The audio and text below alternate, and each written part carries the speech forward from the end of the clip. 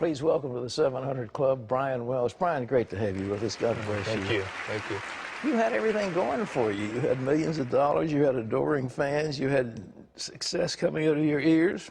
What was wrong? Oh, man.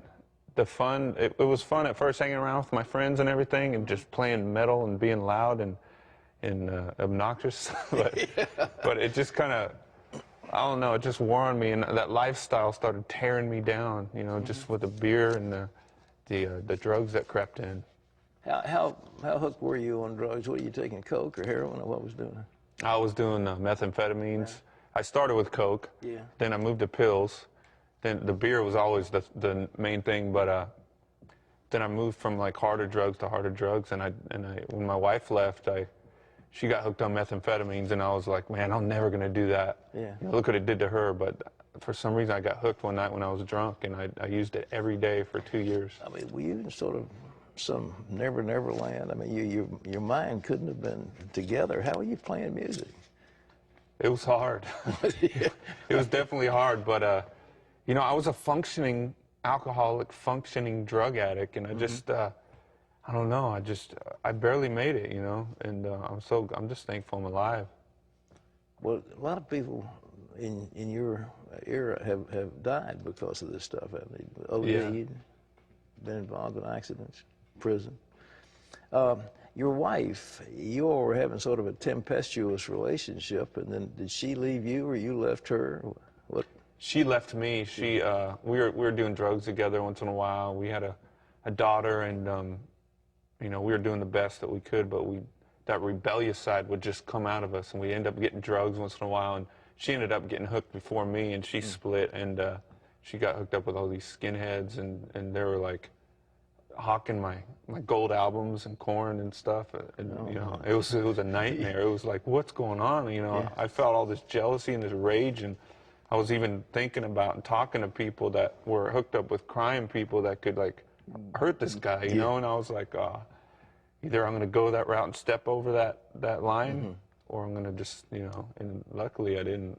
Well, what, she got killed, or is she still alive? Or? Yeah, she's alive. She's doing good right now. Is she good? And, you know, she's had a hard life, you know, when she was growing up and stuff, so she's got a lot of issues that she's dealing with, but right now she's doing good, and I'm just praying that she stays good. You had a little daughter. What was that? What was going on with that little daughter that sort of changed your mind? You know, it just, this little girl, when my wife left me and she came on the road with me, you know, I quit the drugs immediately, and I took her on the road, tried to bring her around the heavy metal lifestyle, and this kid's like, and there's these big old security guards that I got, and everyone's like loving her being out there, and she just brought that innocence and that purity, and it helped me get through it, and it just helped me want to man up, I guess they say. Yeah. And I did for a while, but I don't know, the drugs just had a grip on me, and that lifestyle had a grip on me, so I just sunk back into it and became what I always thought that I wouldn't. Well, you one time along the way called out to Jesus. When was that? That was the beginning of 2005. Yeah. I had tried to go to outpatient rehab, because when you're on crystal meth, you get really like paranoid. And so I couldn't go to this rehab and just, you know, sit and share my feelings and all that. And so I tried to go to outpatient rehab, and it didn't work. And I met some people that I was friends with, doing business with actually, and they invited me to church, and I went when I was strung out all night. I didn't sleep for a couple of days, and I went to church, and I just felt something, and you know. And the guy said that Jesus was real. The pastor was just saying, if you just talk to him, you know, he'll start to take things out of your life that's hurting you and stuff. And in my sick mind, I was like, I'm just going to go home, and I'm going to do my drugs like I normally do, and I'm going to just talk to Jesus. And that's what I did. I did drugs, and I talked to Jesus. And what did he say? I remember I snorted, or I chopped up my lines, and I snorted my lines, and I just looked up, and I got real, you know, and I said, Jesus, if you're real, take these drugs from me, because I'm going to die if I don't quit doing them. Right. And I remember I said, Lord, check my heart right now. And I stayed silent. And I said, you know I want to quit. And I said, if you're real like this guy says, you know, take this stuff from me and make me become a good father for my kid, you know, basically. And within a couple weeks, I just got the power and the urge to throw everything away. All gone? I mean, no withdrawal, nothing? I mean, it was just gone? Within the 2 weeks, I slipped one time because I found some more. But when I tried to get high, it's like I knew inside it was the last time I was going to get high. But when I remember I was on my last little bit, and I was thumbing through the Bible going, is this stuff real? Is this real? You know, I need it to be real. And all of a sudden, I felt a peaceful presence, like heaven opened over me and came over me. And I was like, I looked up and I just said, Father. And I knew it was God. And all of a sudden, the fatherly love came into me. It came out of me. And I was able to look at my daughter the next day, throw away all my drugs, and look at her and say, Janaea, I'm going to be home with you every day. No more nannies, no more tours.